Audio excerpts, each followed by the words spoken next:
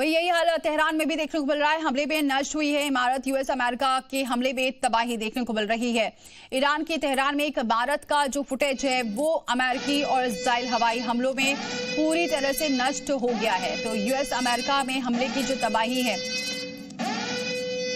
वो भी देखने को मिल रही है। तेहरान में भीषण तबाही हुई है, हमले में नष्ट हुई है कई इमारत और इसी वजह से तेहरान में भी कई इलाकों को और खाली कराया जा रहा है। तो तेहरान में भीषण तबाही इस वक्त देखने को मिल रही है।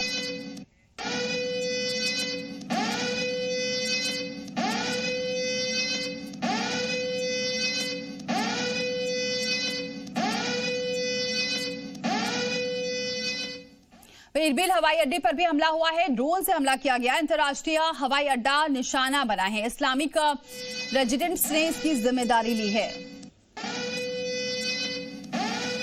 तो ड्रोन से हमला किया गया। इस्लामिक रेजिस्टेंस ने ये जिम्मेदारी ली है। अंतर्राष्ट्रीय हवाई अड्डे पर अब निशाना साधा गया। इस्लामिक रेजिस्टेंस ने इसकी जिम्मेदारी ली है। ड्रोन से हमला किया गया है और इसकी जिम्मेदारी भी ली गई है। ड्रोन से लगातार हमला किया जा रहा है और ये तस्वीर आप देख सकते हैं इरबिल हवाई अड्डे पर कैसे हमला किया गया, इसकी जिम्मेदारी भी ली गई है इस्लामिक रेजिस्टेंस की तरफ से।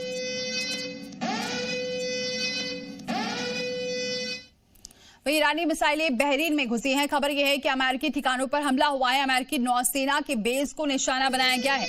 ईरानी मिसाइलें बहरीन में घुसी हैं और अमेरिकी ठिकानों पर हमला किया गया है।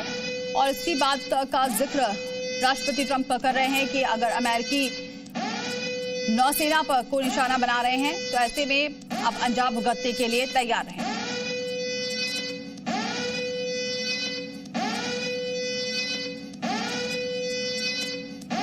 तो ईरानी मिसाइलें बहरीन में घुसी हैं। अमेरिकी ठिकानों पर हमला किया गया है और अमेरिका नौसेना के बेस पर भी हमला हुआ है।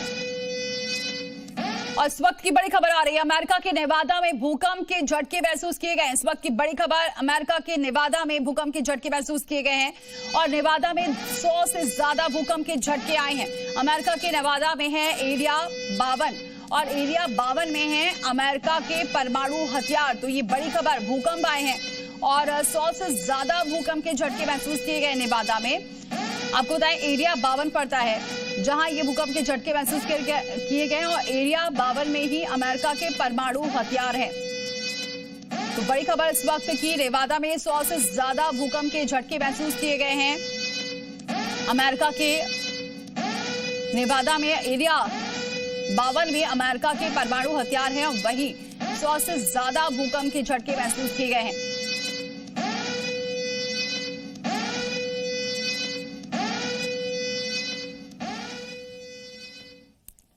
वही ईरान इजराइल युद्ध के बीच बड़ी खबर, दुबई से दिल्ली आई एयर इंडिया की फ्लाइट दुबई में फंसे भारतीय फ्लाइट से लौटे हैं। दुबई से सुरक्षित लौटे हैं ये भारतीय नागरिक। तो जो भारतीय नागरिक हैं उन्हें लाया गया है। ईरान इजराइल युद्ध के बीच ये थोड़ी सी राहत की खबर उन भारतीयों के लिए जो फंसे हुए थे दुबई में। दुबई से दिल्ली आई है एयर इंडिया की फ्लाइट और दुबई में फंसे भारतीय फ्लाइट में से लौटे हैं। दुबई से सुरक्षित लौटे हैं ये भारतीय नागरिक जो दुबई में फंस गए थे।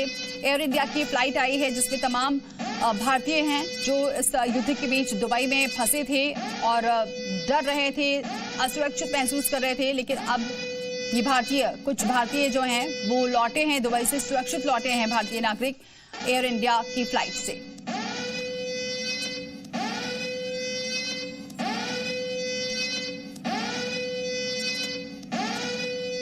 पाकिस्तान में अमेरिकी कॉन्सुलेट पर हमला हुआ है। लाहौर में यूएस कॉन्सुलेट पर पथराव हो गया है। उग्र भीड़ ने जमकर पथराव किया है। खामनेई की मौत को लेकर ये विरोध प्रदर्शन देखने को मिल रहा है।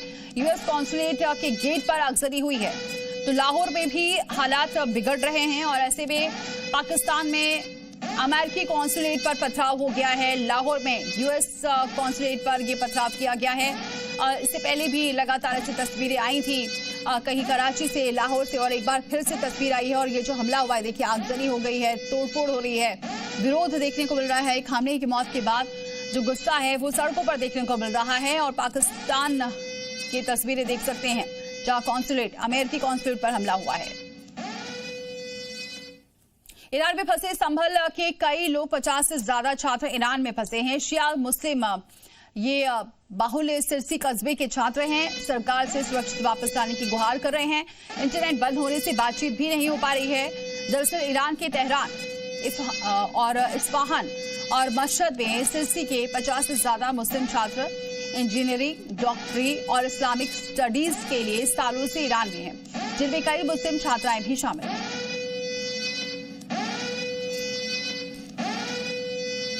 कोई बात नहीं हो रही, ना वीडियो कॉल हो रही है। उधर से उनका फोन आता है किसी टाइम। आज सुबह आया था उनका 5 बजे फोन। उन्होंने वहाँ उनके तेहरान में वो नहीं है, वो कुम शहर है काफी बड़ा, कुम में रहते हैं। उनका जो कॉलेज है वो भी कुम में ही है। कुम के हालात ठीक हैं, बाकी ये जैसा हालात हुए हैं इस वक्त तो रंजो गम तो हर जगह है। इंडिया गवर्नमेंट से क्या अपील करना चाहिए? इंडिया गवर्नमेंट से हमें उम्मीद है कि वो अपने नागरिकों को सुरक्षापूर्ण तरीके से लाए। युद्ध के चलते इजरायल में फंसा रायबरेली का युवक 2024 में नौकरी के लिए इजरायल गया था। परिवार ने सरकार से सुरक्षा की गुहार लगाई है, वापसी की गुहार लगाई है। इजरायल में फंसे युवक को लेकर परिवार चिंतित है। वहां हालत खराब हो गया, हालत बहुत खराब है, जिसकी वजह से बात भी नहीं हो पा रही है। परिवार वालों का कहना है, इसलिए सरकार से गुहार लगा रहे हैं।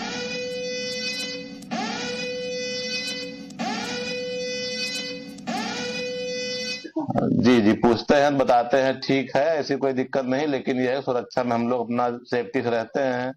वहाँ व्यवस्थाएं हैं, बताते हैं। जैसे मान लीजिए वहां से मिसाइल आने वाली हुई, लड़ाई चल रही है, उधर से मिसाइल छूटी तो बोलते हैं कि यहाँ से उनके फोन पे अलर्ट, कोई अलार्म वहां से सरकार के द्वारा प्रोवाइड करा गया है, तो वहां से बताते हैं कि जैसे सायरन बजता है हम लोग तुरंत बंकर में चले जाते हैं। कितने भाई हैं आप लोग? हम लोग 3 भाई हैं। और अब देखिए स्पेशल रिपोर्ट कैसे